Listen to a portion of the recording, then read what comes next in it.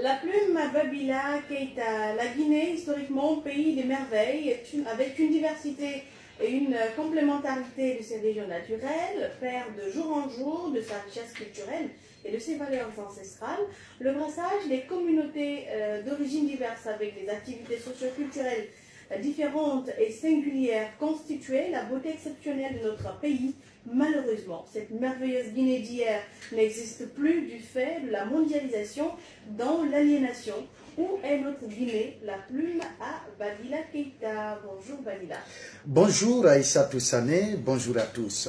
Les sociologues et historiens vous diront que cette Guinée que nous recherchons ou que nous cherchons à réinventer était ce beau pays fortement structuré et organisé sur des bases culturelles et traditionnelles qui ont longtemps permis à ce peuple de sauvegarder son autonomie et son identité originale. Les savoirs locaux et les pratiques sociétales ancestrales jusqu'à l'orée des indépendances avaient une notoriété à dimension internationale. Les diverses cultures propres à chacune des communautés des 4 régions naturelles ont été de véritables sources d'inspiration dans le monde moderne.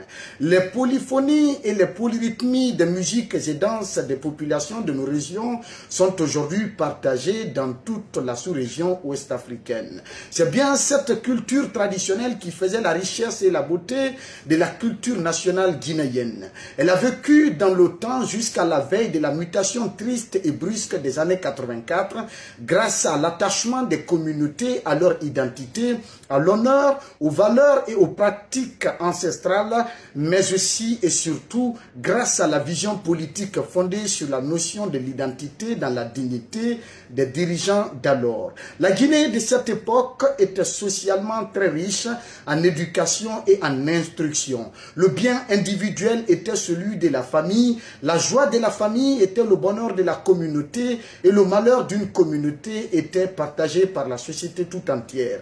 La Guinée dont on parle est celle de Samori Touré, de Nzebela Toba Pivi, de Kisikaba, de Dina Salifou, de Bokar Biro et d'Alpha Yaya Diallo. C'était cette Guinée où chacun savait le rôle qui était le sien, où la dignité était enracinée, l'honnêteté enseignée, la liberté proclamée et le patriotisme affiché et affirmé. La Guinée dont il s'agit était ce pays où l'initiation sociétale était capitale, où l'instruction civique était fondamentale et l'éducation parentale était cruciale.